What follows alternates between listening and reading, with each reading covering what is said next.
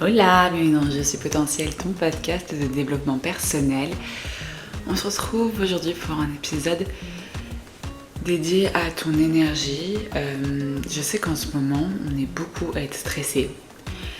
Est-ce que c'est lié à la période fin d'année, au fait qu'on est là en mode est-ce que nos objectifs de l'année ont été atteints, ou simplement au classique de la comparaison sociale, parce que sur Instagram, c'est aussi une période de l'année où beaucoup de personnes mettent un coup de turbo. On peut vite se dire, et moi, pourquoi je lance pas ces projets là, où j'en suis sur mes rêves, ça avance pas plus que ça.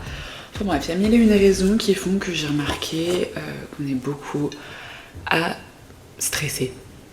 Et je dis on, parce que moi aussi j'ai eu des périodes de stress. Et le stress, en dehors du fait que ça tue, que c'est horrible, inconfortable, machin, c'est ce qui tue ton énergie. Mais quand je dis ton énergie, je parle de ta capacité à vibrer haut, donc ta capacité à attirer de belles choses dans ta vie. Donc cet épisode, c'est...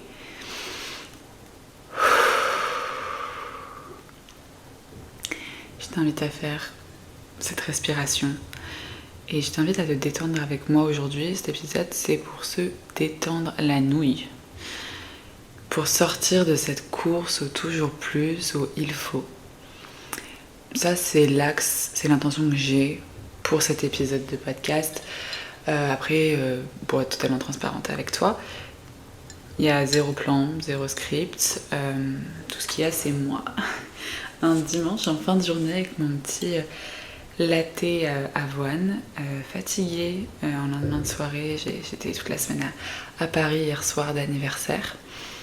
Ça n'a pas été simple de me mettre à tourner cet épisode, mais je sais pourquoi je le fais.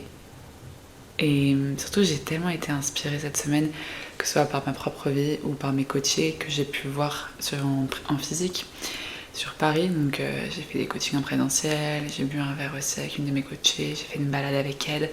Bref, j'ai été encore plus dans le monde des autres.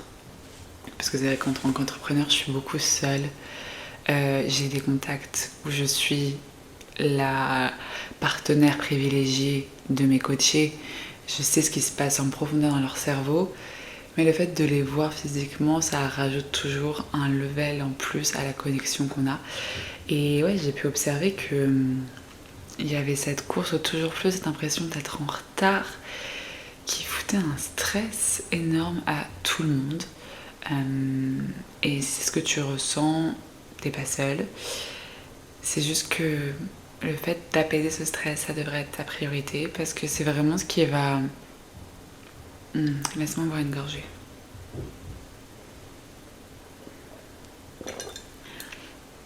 C'est vraiment ce qui va tuer tes rêves. C'est vraiment ce qui va tuer ta capacité à rêver grand, parce qu'en fait quand t'es déjà stressé, overbooké, fatigué, t'as pas envie de rêver plus grand, te dire en mode oh wow wow. Déjà ce que je suis en train de faire, ça m'épuise, j'ai déjà plus de temps pour moi, pour ma vie perso, etc. Je sais déjà pas par quelle boule prendre, je ne vais pas m'en rajouter. Donc déjà directement ça te kill ta capacité à rêver grand. En plus de ça, pire que tout, ça te tue, ça te kill, pour continuer sur mon English, ça te kill ton plaisir. Et tout part du plaisir. C'est-à-dire que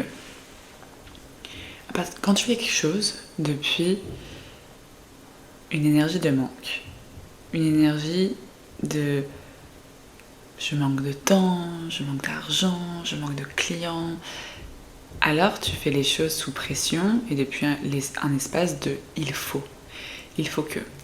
Et par exemple là je me suis surprise avec le podcast.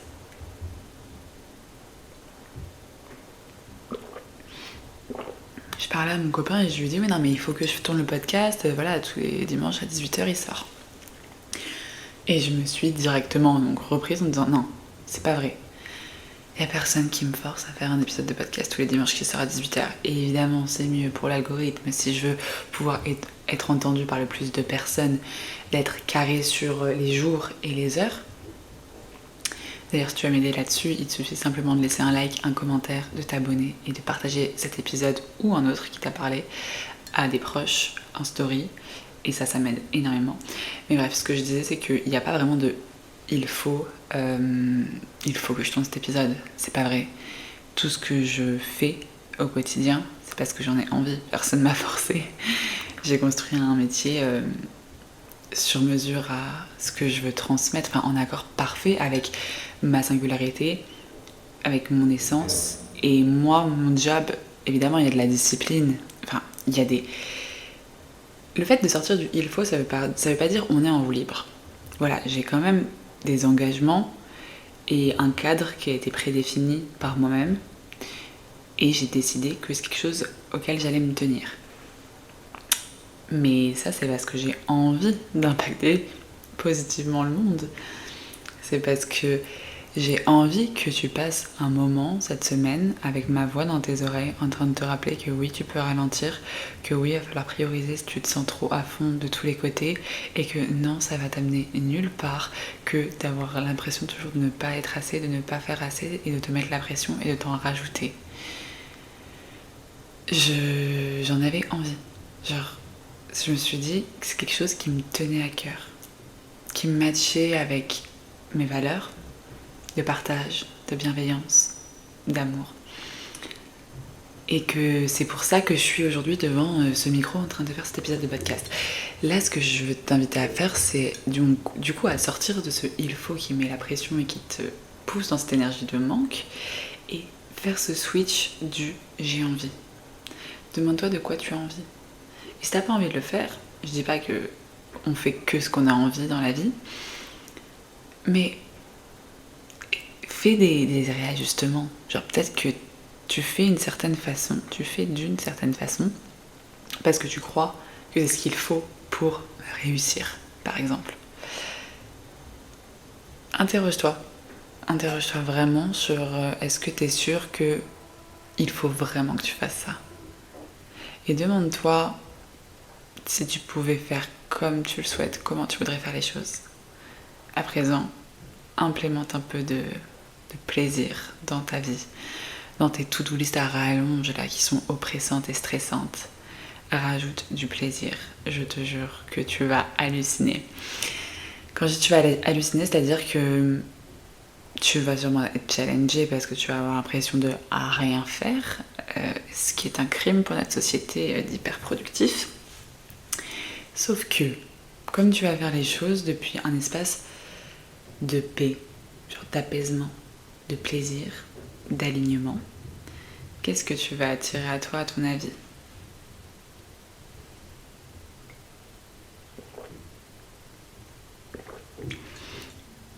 En fait, on ne se rend pas compte, mais quand on est débordé, quand on est en train de se concentrer sur ce qui manque pour pouvoir réussir, pour pouvoir se sentir assez, on oublie totalement tout ce qu'il y a qui nous montre bien qu'on fait déjà du très bon travail, qu'on est déjà une très bonne amie, une très bonne petite amie, etc. Enfin, peu importe à quel domaine de ta vie tu appliques ce que je te dis. Et le fait d'oublier toutes ces parts si lumineuses, si positives qui sont déjà autour de toi, c'est la meilleure façon d'attirer à toi plus de carences, plus de manque. En fait, dire juste ce sur quoi tu focuses grandit. Donc si tu focuses sur ces 1% qu'il te manquerait pour pouvoir dire c'était une journée parfaite, j'ai fait tout ce que je voulais, tout, c'est parfait, parfait, parfait, tu chies sur les 99%. Ces 99%, c'est l'effet cumulé, c'est tout ce que tu as mis en place depuis le début de l'année. Ces 99%, c'est juste les petites choses. En dehors même des actions que tu as mises en place, c'est le fait que tu te lèves avec l'intention de faire de ton mieux. Avant même d'avoir fait quoi que ce soit. Genre, c'est ton intention. En fait, avant même d'entrer dans ce truc de faire, hyper productivité, parce que du coup, il faut faire plus pour pouvoir couvrir ce sentiment de manque, repars à la base de la base, dans ton être, et demande-toi comment tu pourrais faire. Pas comment tu pourrais faire.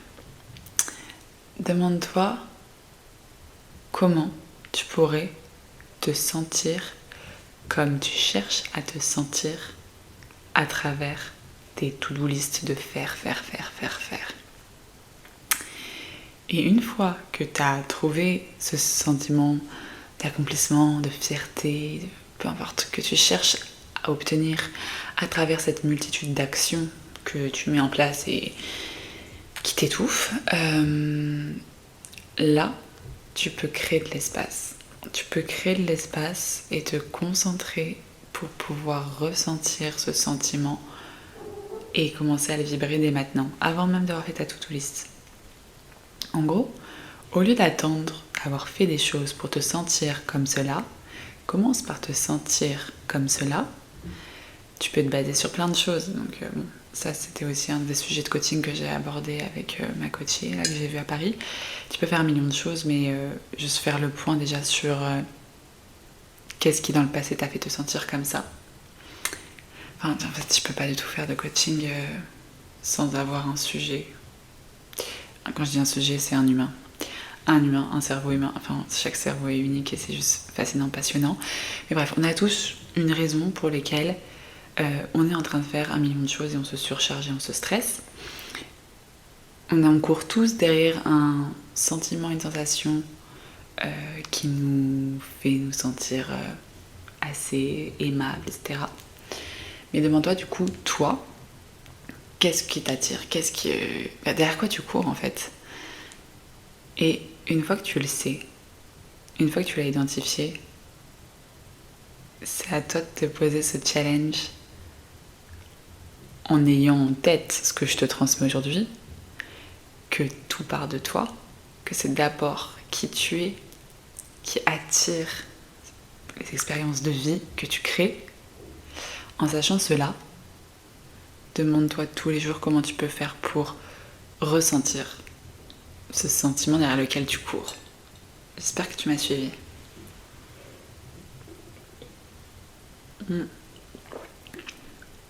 Vraiment, si on résume, c'est comprendre que d'abord, c'est comment tu veux te sentir qui va te permettre de créer dans le matériel. Ouais, on est encore sur le visible invisible. J'en parlais en fait dans mon podcast de la semaine dernière où je te transmettais 5 mantras juste pépites. Si tu l'as pas écouté, fonce l'écouter vraiment. C'est d'utilité publique. C'est d'abord dans ton monde invisible et après dans ton monde visible, pas l'inverse. Donc, dans ton monde invisible, dans comment tu te sens, ça va émettre du coup une certaine fréquence vibratoire. On parle de manifestation, on parle d'énergie là, hein, si jamais je t'ai perdu.